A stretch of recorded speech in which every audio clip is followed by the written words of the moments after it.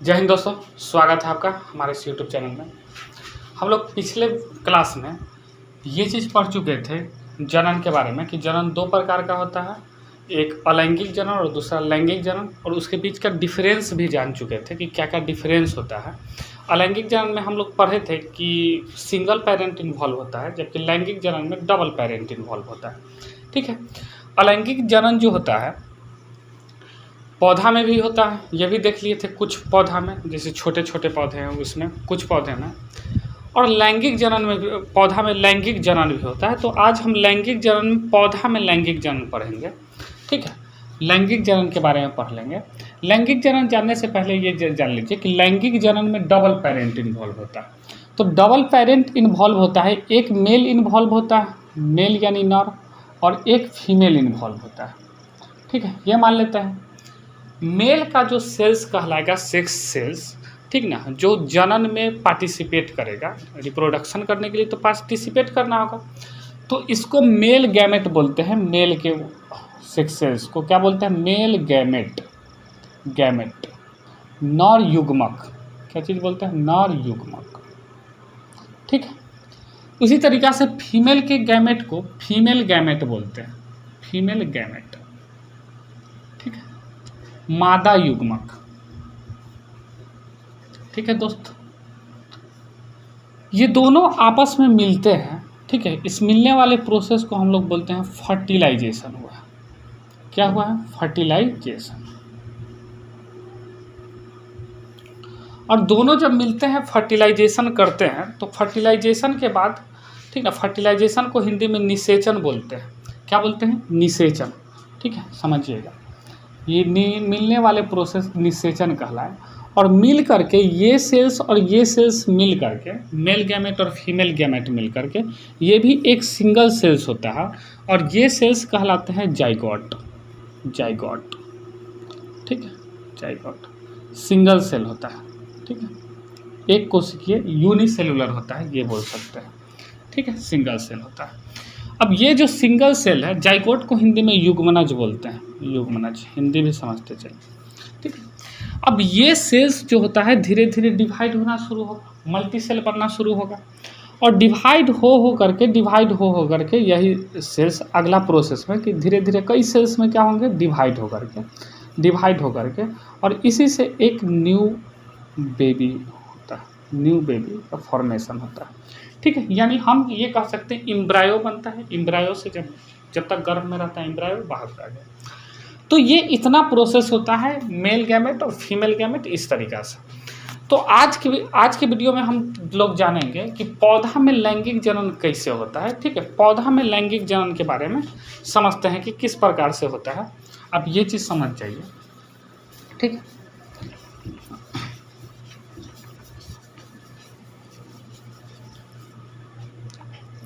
Reproduction chapter है, chapter का नाम लिख दो, रिप्रोडक्शन। ठीक है, आज के वीडियो में हम जानते हैं कि पौधा में लैंगिक जनन, पौधा में लैंगिक जनन। ठीक है, पौधा में जो लैंगिक जनन होता है, जिस पौधा में लैंगिक जनन होता है, उस पौधा को हम लोग एंजियोस्पर्म बोलते हैं, आवृत बीजी। ठीक है, क्या बोलते हैं? एंजियोस्पर्म। ठीक है, एंजियोस्पर्म, आवृत बीजी। आवृत बीजी उसको बोलते हैं जिसका बीज जो हो वो फल के अंदर हो, जिस पौधा में बीज फल के अंदर हो और जिस पौधा में फूल पाया जाए। ठीक ना, वैसा पौधा में ये लैंगिक जनन होगा। उस पौधा में लैंगिक जनन के बारे में पढ़ेंगे जिस पौधा में फूल होगा, ठीक है, और फूल होगा और बीज जो होता है वो फल के अंदर होता है, उसी को हम लोग एंजियोस्पर्म पढ़ेंगे। कुछ ऐसे पौधे भी होते हैं जिसमें फूल नहीं होते हैं, तो उसमें जनन का प्रोसेस कुछ दूसरा तरीका होता है, उसको फिर कभी दूसरे वीडियो में बात कर लेंगे। ठीक है, हम इसमें जानते हैं पौधा में लैंगिक जनन, एंजियोस्पर्म पौधा के बारे में। ठीक है, तो हर एक कोई भी जीव होता है उसका जनन अंग होता है, रिप्रोडक्शन ऑर्गन होता है, रिप्रोडक्टिव ऑर्गन होता है, उसी ऑर्गन से उस पार्टिसिपेट करता है। ठीक है, तो पौधा में जो रिप्रोडक्टिव ऑर्गन होते हैं वो फूल होते हैं। ठीक है, फूल आप लोग ने देखा होगा कि पौधा में जो रिप्रोडक्टिव ऑर्गन होते हैं वो फूल होते हैं। ठीक है, फूल जो होता है एक तना से जुड़ा होता है, ये वाला, ठीक ना, इस तरीक़ा का फूल होता है। ठीक है, फूल देखने में बहुत गंदा पिक्चर लग रहा होगा, ठीक है ना, कोई बात नहीं, समझना है। तो फूल में देखिए दो तरीक़ा के फूल हो सकते हैं या दो तरीक़ा के जीव हो सकते हैं। एक वैसा जीव जो होगा, ठीक है, जिसमें एक ही, जैसे जिस फूल में एक ही फूल में नर भी उपलब्ध हो और मादा भी उपलब्ध हो, एक ही फूल के अंदर नर वाला अंग भी उपलब्ध हो, नर का जनन अंग, ठीक है, यानी नर का मेल रिप्रोडक्टिव ऑर्गन और फीमेल रिप्रोडक्टिव ऑर्गन एक ही में, वो कहलाता है बाइसेक्सुअल।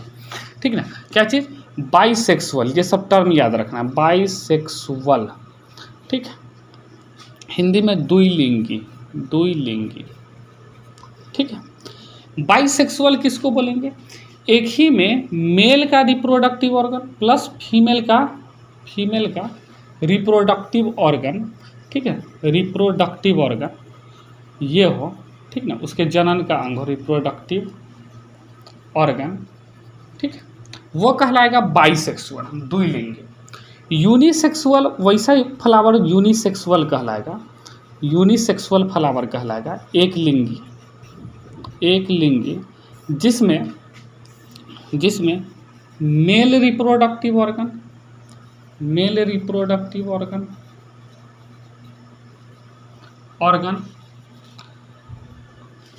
और फीमेल रिप्रोडक्टिव ऑर्गन अलग अलग हो, सेपरेट हो, प्रोडक्टिव ऑर्गन सेपरेट हो, ठीक है, तो वो कहलाएगा यूनिसेक्सुअल।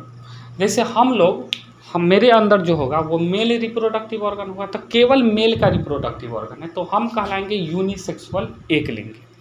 ठीक है, फीमेल जो होगी उसके अंदर सिर्फ फीमेल रिप्रोडक्टिव ऑर्गन होगा, मादा वाला, तो वो भी कहलाएगी यूनिसेक्सुअल।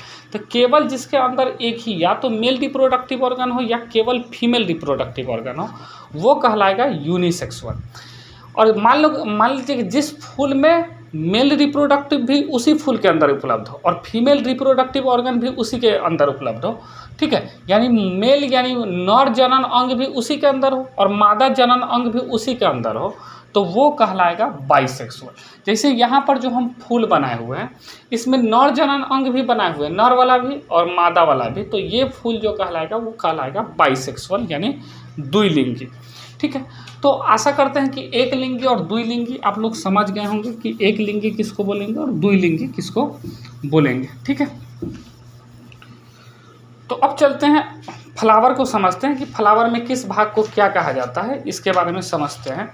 ठीक है दोस्त, तो ये जो हम बीच में बनाए हुए हैं, ये बीचों बीच ये जो होता है ये फीमेल भाग है। क्या कौन सा भाग है, फीमेल भाग है। और फीमेल भाग में ये सबसे ऊपर वाला भाग को हम लोग बोलते हैं वर्तिकाग्र। क्या बोलते हैं, वर्तिकाग्र। ठीक है, इंग्लिश में स्टिग्मा बोलते हैं, स्टिग्मा, कोई दिक्कत नहीं। उसके बाद नीचे वाला जो भाग आता है वर्तिकाग्र के जस्ट नीचे वाला भाग, उसको वर्तिका बोलते हैं। क्या बोलते हैं, वर्तिका। ठीक है, इंग्लिश में स्टाइल। ठीक है, तो ये दोनों मिलकर के वर्तिकाग्र, वर्तिका, और इसी में ये वाला जो नीचे वाला भाग आपको दिख रहा है, ये वाला भाग, इसको बोलते हैं ओवरी। ठीक है, हिंदी में अंडाशय। ठीक है, याद रखेंगे, हर एक टर्म याद रखेंगे। अब ये सब जो है वो किसका भाग है, मादा का भाग है। ये सब किसका भाग है, मादा का, फीमेल रिप्रोडक्टिव ऑर्गन है। तो ये तीनों मिल करके, ये तीनों अंग मिल करके क्या कहलाएगा, इसको स्त्री केसर हिंदी में बोलते हैं, स्त्री केसर। ठीक है, गाइनोसियम। ठीक है, क्या है, स्त्री केसर। सेम इसी तरीक़ा से मेल रिप्रोडक्टिव ऑर्गन में होगा। ये सबसे ऊपर वाला जो भाग है, सबसे ऊपर वाला भाग है, इसको हम लोग बोलते हैं स्टामिन। ठीक है, क्या बोलते हैं, स्टामिन, हिंदी में परागकोश। ठीक है दोस्तों, स्टामिन बोलते हैं, परागकोश। ठीक है। ये जो दूसरा भाग है, ये वाला भाग, ठीक है, इसको बोलते हैं तंतु। तंतु इंग्लिश में फिलामेंट, फिलामेंट तंतु, ठीक है। ये भी आप समझ गए होंगे, ठीक है। ये सब जो आपको दिख रहा है, ये ब्लैक वाला पार्ट, ठीक ना, ये फूल का पत्ता है। इसको हम लोग दल बोलते हैं, पंखुड़ी। क्या बोलते हैं? दल, पंखुड़ी फूल का, ठीक है, पंखुड़ी। इंग्लिश में कोरोला बोलते हैं, ठीक है। एक ये भी दिख रहा होगा जो इस फूल को सुरक्षा देते रहता है नीचे से, ग्रीन कलर का होता है, ठीक ना, इसको बाह्यदल पुंज बोलते हैं, बाह्यदल, ठीक है। इसके बहुत सारा बाह्यदल हो जाता है तो उसको बाह्यदल पुंज बोलते हैं, ठीक है। और इस जिससे लगा हुआ है इसको बोलते हैं रिसेप्टेकल्स। क्या बोलते हैं? फूल का तना, रिसेप्टेकल, ठीक है, फूल का तना, ठीक है, कोई दिक्कत नहीं। तो आशा करते हैं कि इतना बार फूल का पार्ट्स पूरा बात समझ में आया होगा। तो बारी बारी से हम लोग समझते हैं कि फूल में किस तरीक़ा से रिप्रोडक्शन होता है, ठीक ना, नए पेड़ का किस तरीक़ा से पौधा का निर्माण होगा, इसके बारे में समझते हैं। तो पहला प्रोसेस ये है, देखिए हम सब चीज़ के बारी बारी से काम समझते हैं। ये जो दल है, ये सब फूल में कलर होता है, एकदम से रंग बिरंगा होता है, किसी में लाल कलर का, पीला कलर का, ठीक है। तो ये फूल का कलर यही दिखाता है, जिसको हम लोग दल कहते हैं। और ये कलर जो होता है ये किस काम आता है? तो ये कलर जो होता है कीट वगैरह को जो होता है आकर्षित करने का काम आता है। क्या करने का काम आता है? आकर्षित करने का काम आता है, कीट को आकर्षित करता है, ठीक है। तो ये दल का काम हो गया, और साथ ही साथ इसको सुरक्षा भी देता है, कोई दिक्कत, अंदर वाले भाग को सुरक्षा देता है, ये सब फूल का जो बाहर भाग रहता है, ठीक है। अंदर बात करें तो ये नीचे वाला जो भाग है, ठीक है, ये ग्रीन कलर का होता है, ग्रीन कलर का। तो ये पहला चीज़ ग्रीन कलर का होता है, तो फोटोसिंथेसिस का भी काम करता है, प्रकाश संश्लेषण का काम करते रहता है, ठीक है। और ये भी नीचे से क्या देता है? सुरक्षा देता है, ठीक है। अब बारी बारी से हम बात कर लेते हैं मेल रिप्रोडक्टिव ऑर्गन और फीमेल रिप्रोडक्टिव ऑर्गन के बारे में, ठीक है। ये जो होता है मेल रिप्रोडक्टिव ऑर्गन है, और कई मेल रिप्रोडक्टिव ऑर्गन होते हैं। तो सबसे ऊपर वाला जो पराग कोश है, पराग कोश, अगर हम इसको अलग में बनाए, एक पराग कोश इस तरीक़ा से, ठीक है, पराग कोश अलग बनाए, तो इसके अंदर छोटे छोटे इस तरीक़ा से कण पाए जाते हैं, जिसको हम लोग बोलते हैं पराग कण। क्या बोलते हैं? पराग कोश के अंदर होता है पराग कण, ठीक है। इस पराग कोश के अंदर पाया जाता है, कोई दिक्कत नहीं, ठीक है। ये इस पराग कण के अंदर, पराग कण में इसमें पाया जाता है कौन सा? Male gamete, male gamete, male gamete, ठीक है, यानी नर युग्मक पाया जाता है। बताइए, जनन होने के लिए मेल गैमेट, mg लिख देते हैं, मेल गैमेट और फीमेल गैमेट दोनों एक जगह मिलना चाहिए, जिसको हम लोग बोलते हैं निषेचन, फर्टिलाइजेशन। अभी जस्ट पढ़े निषेचन, ठीक है। ये दोनों एक जगह मिलना चाहिए। तो मेल गैमेट तो इसके अंदर है, मेल गैमेट इसके अंदर है, और फीमेल गैमेट जो होगा वो यहाँ पे है, फीमेल गैमेट, ठीक है। फीमेल गैमेट यहाँ पे है, ये ओवरी है, और इस ओवरी के अंदर पाया जाता है ओव्यूल्स। क्या पाया जाता है? ओव्यूल्स, ओव्यूल्स, बीजांड बोलते हैं, ओव्यूल हिंदी में बीजांड, ठीक है। और इस बीजांड के अंदर में पाया जाता है फीमेल गैमेट। ये वाला क्या हो गया? फीमेल गैमेट, ठीक है। तो इस बीजांड के अंदर, ओव्यूल के अंदर फीमेल गैमेट पाया जाता है। तो ये पराग कण जो है, ठीक ना, मेल गैमेट, ये यहाँ तक पहुँचेगा, ठीक है, तभी दोनों मिल करके क्या करेगा? फर्टिलाइज करेगा, ठीक है। फर्टिलाइज करेगा तो जाइगोट का फॉर्मेशन होगा। तो ये यहाँ से पराग कण निकल करके कहाँ पे आएगा? तो ये पराग कण निकल करके यहाँ पे पहुँचना चाहिए, ठीक है। और इस पहुँचने के प्रोसेस को हम लोग बोलते हैं पॉलिनेशन। क्या बोलते हैं? पॉलिनेशन। हर एक टर्म लिखते जाते हैं, पॉलिनेशन। पहुँचने के टर्म को हम लोग बोल देते हैं पॉलिनेशन। कोई ठीक नहीं, कोई दिक्कत नहीं, ठीक है। हिंदी में परागन, परागन, ठीक है। तो अगर पराग कोश में से पराग कण निकल करके यहाँ पहुँच जाए, ठीक ना, तो इस प्रोसेस को हम लोग बोलते हैं परागन की क्रिया। तो यहाँ से पराग कण किस तरीक़ा से निकल करके यहाँ पर पहुँचेगा, स्टिग्मा के पास किस तरीक़ा से पहुँचेगा, तो उसके लिए कई प्रोसेस होता है, ठीक है। कई प्रोसेस के द्वारा एक फूल से यहाँ पर से पराग कण निकल करके और इसमें पहुँच जाए।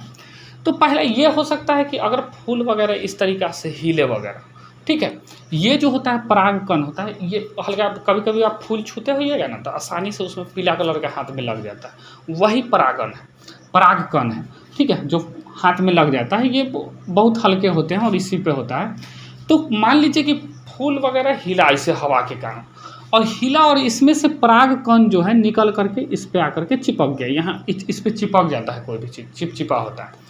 तो वर्तिकाग्र पे आकर के अगर चिपक गया तो फिर ये धीरे धीरे अंदर चला जाएगा और यहाँ पे पहुँच जाएगा। तो पहला प्रोसेस तो ये हो सकता है कि हवा के द्वारा। दूसरा प्रोसेस ये हो सकता है कि इस पर कुछ कीट वगैरह फिर बैठे और उसके स्वर में कुंची हो जाए, चिपक जाए, ठीक ना, और वही कीट वगैरह फिर धोखा से हिला उला और यहाँ पे आ गया या इस भाग पे भी आ गया। तो फिर उसके प्रोसेस से, यानी कोई भी प्रोसेस से अगर यहाँ से यहाँ तक वो परागकण पहुँच जाए, उस पहुँचने की प्रक्रिया को ही हम लोग परागन कहते हैं। तो परागन दो प्रकार के होता है। एक परागन होता है स्वपरागन, और एक होता है परपरागन, ठीक है। स्वपरागन को इंग्लिश में सेल्फ पॉलिनेशन बोलते हैं, सेल्फ पॉलिनेशन, और परपरागन को क्रॉस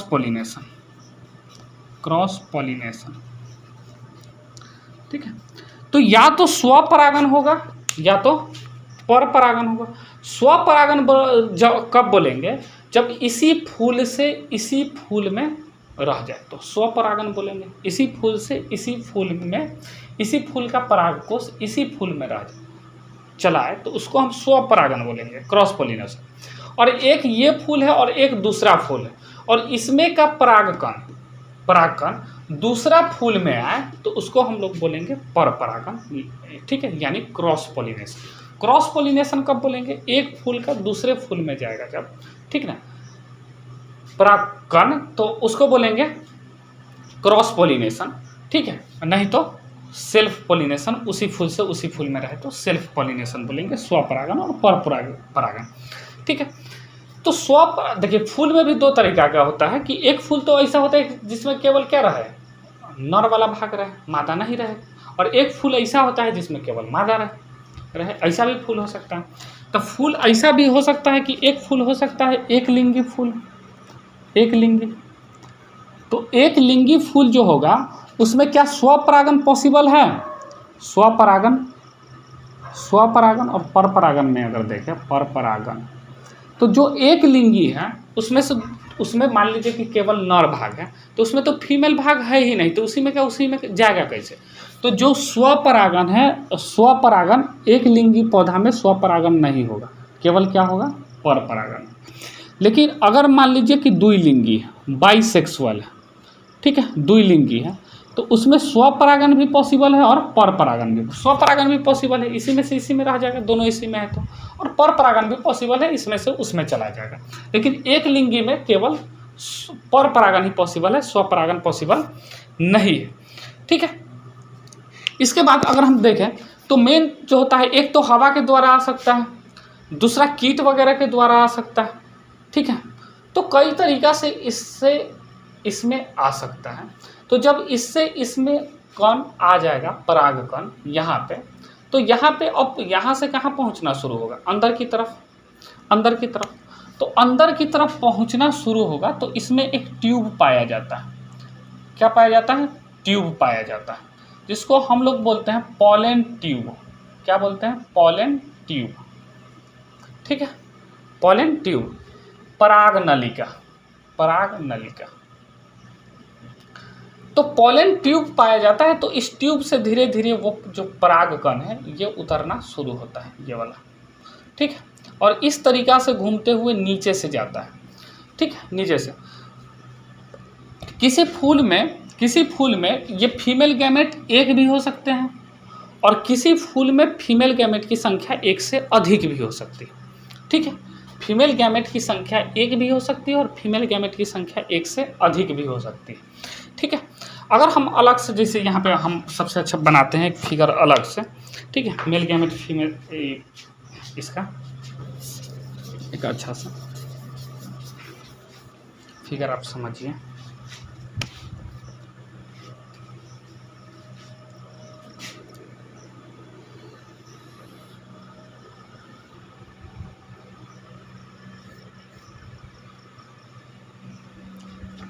ठीक है, इस फिगर को आप देख सकते हैं कि इस तरीक़ा से इस पे, इस वाले भाग पे क्या आ गया, परागकण आ गया। तो बहुत सारे परागकण आ गए होंगे। कोई एक परागकण कहाँ चला गया, यहाँ, एक ज़्यादा भी जा सकते हैं परागकण। ठीक है, चला गया। तो इसके थ्रू परागकण इस पॉलन ट्यूब के थ्रू, बीच में क्या होता है, पॉलन ट्यूब होता है, इस पॉलन ट्यूब के थ्रू ये भाग स्टाइल कहलाता है, पढ़ा चुके हैं। ठीक है, वर्तिका कहलाता है। तो इस पॉलन ट्यूब के होते हुए इस तरीक़ा से स्ट्रक्चर होता है और ये पहुंचता है यहाँ पे ओवम के पास। ठीक है, यानी फीमेल गैमेट के पास पहुंचता है। तो फीमेल गैमेट एक भी हो सकता है और फीमेल गैमेट एक से अधिक भी हो सकता है। तो यहाँ पे जैसे ही ये फीमेल गैमेट के पास पहुँच गया तो मेल गैमेट और फीमेल गैमेट दोनों मिल गए, मेल गैमेट और फीमेल गैमेट दोनों के दोनों मिल गए। अब दोनों मिल गए तो आगे क्या चीज़ का फॉर्मेशन होगा, जाइगोट का फॉर्मेशन होगा। क्या चीज़ को फॉर्मेशन होगा, जाइगोट। फीमेल गैमेट को एग भी बोलते हैं। ठीक है, एग। तो यहाँ पे जाइगोट का फॉर्मेशन होगा। अब बताइए, यहाँ पे मान लीजिए कि बहुत, अब आगे चल करके ये दोनों एक दूसरे से मिल गया तो जाइगोट का फॉर्मेशन हो जाएगा और फिर यही जाइगोट आगे चल के फिर बटेगा और आगे चल करके क्या बनेगा, सीड्स का निर्माण करता है। क्या चीज़ का निर्माण करता है, सीड्स का निर्माण करता है, बीज का निर्माण करता है। तो अब आप फूल का पूरा स्ट्रक्चर समझ लीजिए कि अगर मान लीजिए कि इस तरीक़ा से हुआ है, यहाँ पे पहुँच गया, तो यहाँ पहुँचने के बाद, ठीक है, यहाँ पहुँचने के बाद जो ये था, इसका ओव्यूल्स था। ठीक है, ओव्यूल्स के पास पहुँचा है, बीजांड के पास पहुँचा है। तो ये बीजांड जो है वो आगे चल करके बीज में बदल जाएगा। बीजांड जो है उसका, ठीक है ना, ओव्यूल्स जो था वो आगे चल करके कौन सी में बदल जाएगा, सीड्स में बदल जाएगा, बीज में बदल जाएगा। ठीक है, लेकिन वही जो ये ओवरी था, ये बड़ा वाला भाग जो ओवरी था, ये वाला क्या था, ओवरी था, अंडाशय था, ओवरी। तो ये ओवरी जो है, ओवरी, ये आगे चल के फल में बदल जाएगा। ओवरी जो है फल में बदल जाएगा, फ्रूट्स में, खाने वाला भाग में बदल जाएगा।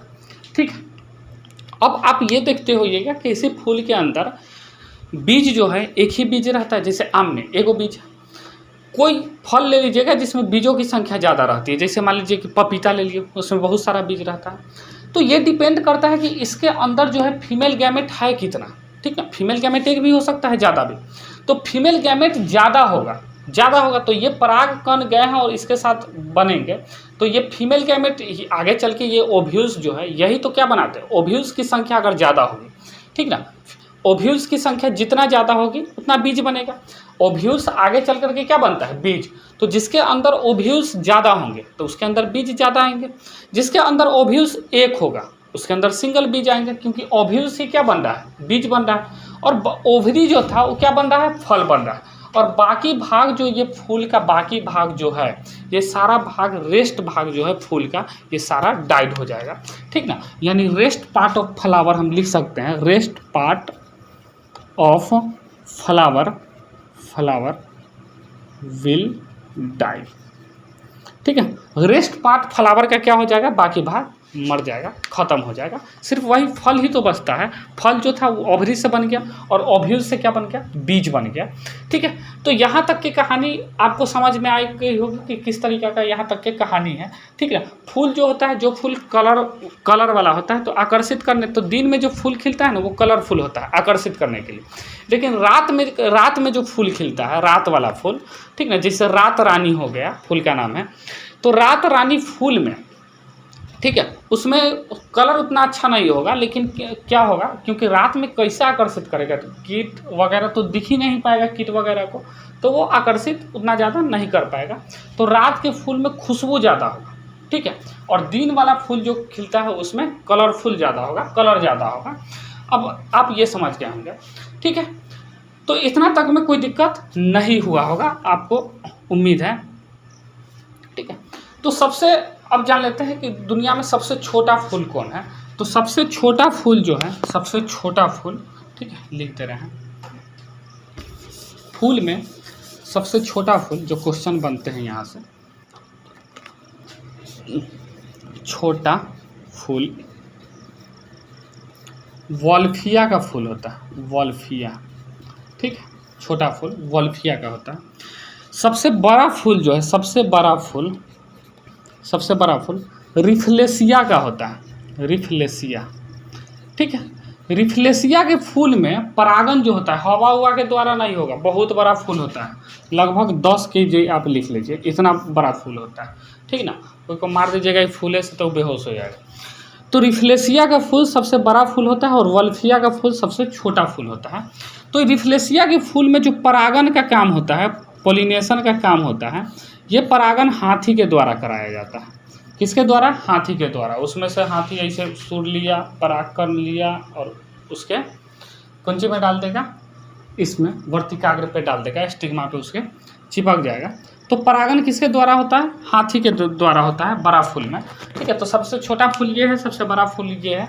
आप लोग को ये सारा चीज कहानी समझ में आ गया होगा। ठीक है, तो अगर समझ में आया होगा ये सारी चीज़ें तो वीडियो को लाइक कर दीजिए। ठीक है, हम लोग फिर अगली क्लास में मिलेंगे, जिसमें हम लोग पढ़ेंगे कि ये तो फूल में किस तरीक़े से लैंगिक जनन होता है, उसके बारे में जान लिए। ठीक है, फिर आगे पढ़ेंगे कि हम लोगों में यानी जंतु में किस तरीक़े से लैंगिक जनन होता है। ठीक है, किस तरीक़े से मेल गैमेट फीमेल गैमेट मिलते हैं। ठीक, और अब किस तरीक़े से ये काम होता है। अब देखिए ये बीज बन गया, तो बीज से हम फिर क्या चीज़ का बीज से फिर खेत वगैरह में लगाएंगे, फिर एक नया फसल उगेगा। तो इस तरीक़े से जनन हो गया। तो हम नेक्स्ट वीडियो में पढ़ेंगे जंतु के जनन के बारे में। ठीक है, फिर मिलते हैं नेक्स्ट क्लास में। जय हिंद।